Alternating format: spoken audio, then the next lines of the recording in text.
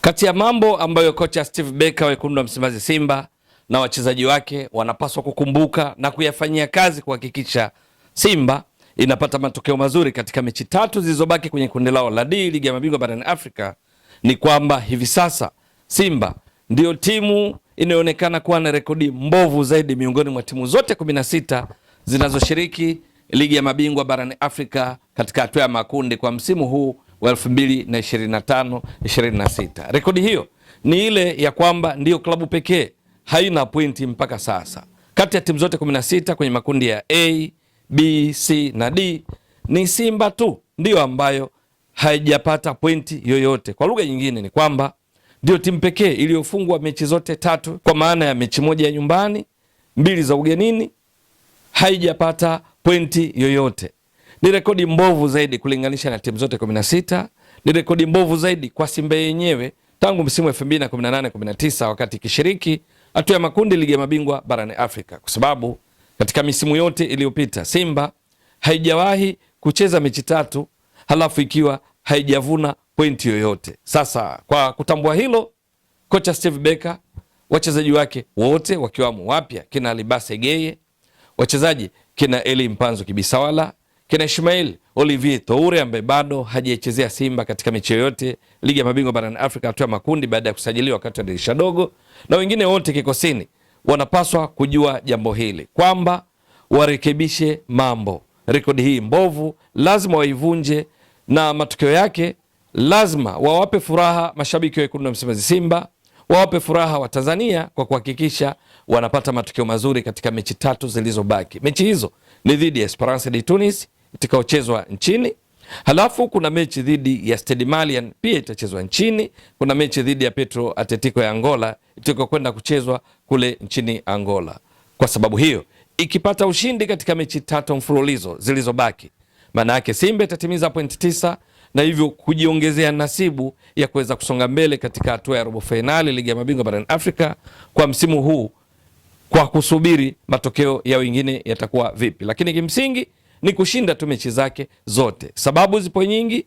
Moja ni kuhakikisha kwamba ikishinda zote na kwenda robo finali, lakini nyingine ni pamoja na hii ya kufuta aibu ambayo kwa Simba yenyewe itakuwa ni ya mara ya kwanza tangu msimu 2018-19 wakati kishiriki hatua ya makundi ligi ya mabingwa barani Afrika. Ikumbukwe kabla hapo Simba kwenye ligi ya mabingwa ilishiriki msimu 2018-2019, ilishiriki msimu kwenye hatua ya makundi 2020-2021, msimu wa 2022-2023, ikashiriki msimu wa 2023-2024, na sasa iko katika msimu wa 2025-2026. Misimu ambayo Simba ikishiriki hatua ya makundi ligi ya mabingwa barani Afrika ni pamoja na 2019-2020 pale ilipotolewa mapema na UD Songo, kwa hiyo kufuzu katika hatua ya makundi. Msimu wa 2021-2022 Simba ilishiriki kombe la shirikisho barani Afrika ambapo ilikwenda mpaka hatua ya robo finali ikatolewa na Orlando Pirates. Lakini msimu uliopita 24-25 tunafahamu Simba ilishiriki kombe la shirikisho barani Afrika ikafika mpaka finali ilipocheza dhidi ya RS Berkane. RS Berkane wakawa mabingwa kwa matokeo ya jumla ya 3-1. Lakini kwenye ligi ya mabingwa hii misimu yote mingine ukiondoa huu ambao bado unaendelea, Simba ilifika hatua ya robo finali. Yes, kwenye misimu yote yote ilifika hatua ya robo finali. Na matokeo yake katika mechi 3 za kwanza ilikuwa vipi? Kwenye msimu wa 2018-19 Simba ilikuwa katika kundi D. Tunakumbuka vizuri. Matokeo yake ilikuwaje? Ilianza kwa kuwafunga JS Saoura mabao 3-0. JS Saoura ya Algeria iliwafunga kwa Mkapa. Halafu ikafungwa mabao 5-0 na AS Vita ya Kongo, Jamhuri ya Kidemokrasia ya Kongo. Halafu ikafungwa tena 5-0 na Al Ahli ya Misri. Matokeo yake ni nini? Katika mechi 3 za kwanza kwenye kundi lao la D katika msimu huu wa 2018-19 Simba ilivuna pointi 3. Halafu mabao ikawa imefunga mabao 3, imeruhusu mabao 10. Mwisho siku baada ya kumalizika kwa mechi 6 za hatua ya makundi kwa msimu huo, Simba ilikwenda robo fainali ambapo ilikwenda kutolewa na TP Mazembe ya Jamhuri ya Kidemokrasia ya Kongo. Msimu wa 2020-2021 Simba ilikuwa katika kundi A, tunakumbuka vizuri, ambapo mechi zake ilianza kwa kucheza dhidi ya AS Vita kule nchini Jamhuri ya Kidemokrasia ya Kongo, uwanja Kamanyola. Simba ilishinda 1-0 kama tunakumbuka vizuri, lakini katika mechi iliyofuata Simba ilicheza dhidi ya Al Ahly kwa Mkapa jijini Dar es Salaam, ilishinda kwa bao 1-0. Bao lilifungwa na Jose Louis Mixon kama tunakumbuka vizuri.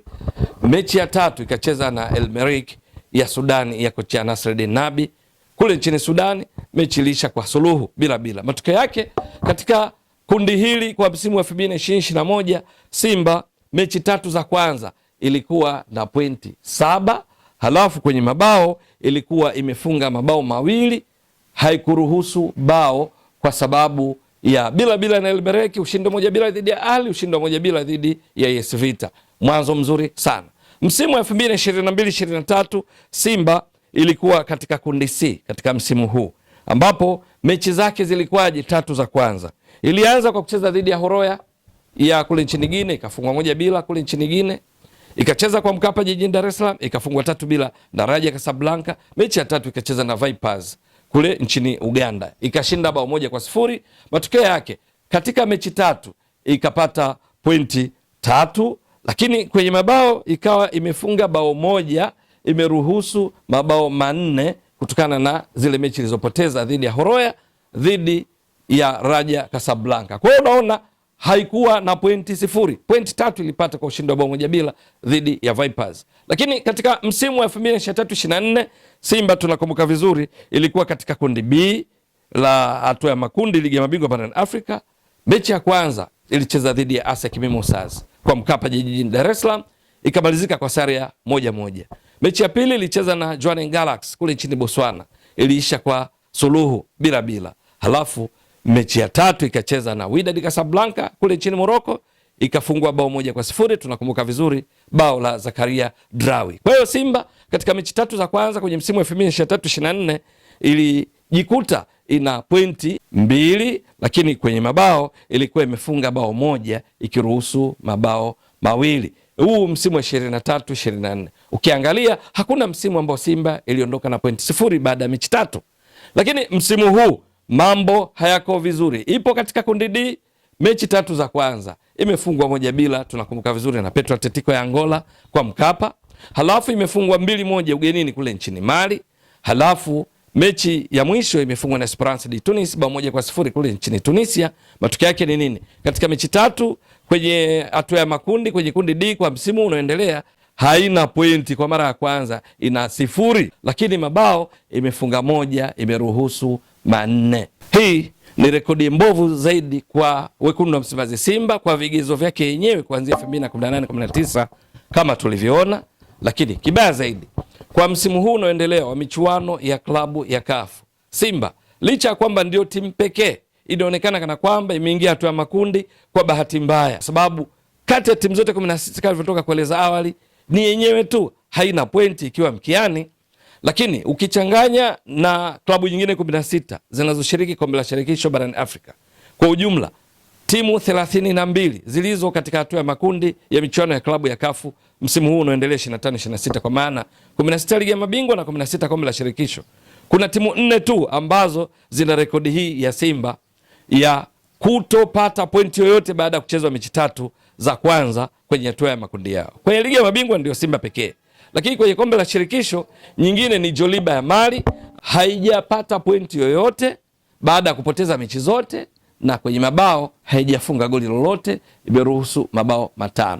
Nyingine kati ya zile ambazo ndio vibonde zaidi mpaka sasa baada ya mechi tatu za kwanza, maana wanao uwezo wa kurekebisha mambo katika mechi tatu zilizobaki na pengine kusonga mbele kwa hatua ya robo finali endapo watapindua meza kibabe na kushinda mechi zao zilizobaki. Lakini nyingine ambayo ina matokeo mabovu zaidi ni pamoja na Nairobi United. Baada ya michezo mitatu hawana pointi, na wao pointi ni 0. Hizi zote ninazozungumza hapa pointi 0, hazijapata sare wala kupata ushindi katika mechi tatu za kwanza. Imefunga goli 1 katika mabao, imeruhusu mabao 6.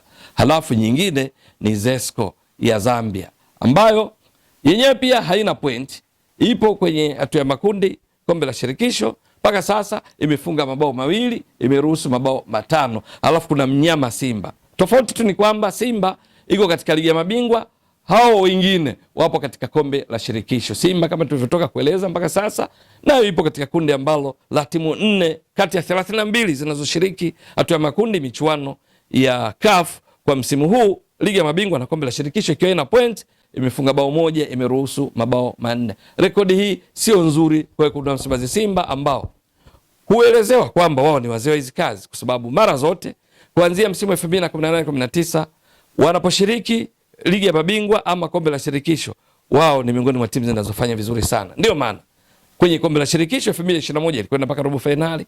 Ndio maana msimu uliopita 24-25 kwenye kombe la shirikisho ilikwenda mpaka finali. Sasa kwa msimu huu Simba mechi 3 zilizobaki, ndipo tunaposema kwamba kocha Steve Becker na wachezaji wake wote kwa namna yoyote ile kuondokana na aibu hii, kwa sababu Simba ni miongoni mwa klabu 10 bora barani Afrika. Simba imekuwa ikifanya vizuri katika michuano ya CAF. Hiki kinachoendelea sasa ni rekodi mbovu, haiendani na wasifu wa wekundu wa Msimbazi Simba.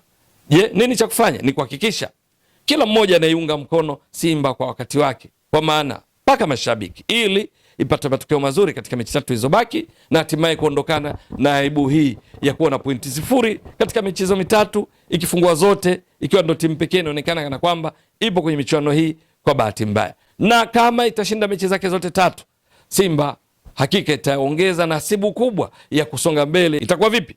Ni swala kusubiri. Ewe mtazamaji wa Mbwaduke Stats Sport Next Level, endelea kuunga mkono channel hii kwa kuhakikisha kama una subscribe, una share, una like na kucomment. Mwasilishaji wako ni mimi Ramadhani Mbwaduke almaarufu kama Mzee wa Data. Shukran jazilan. Bye bye.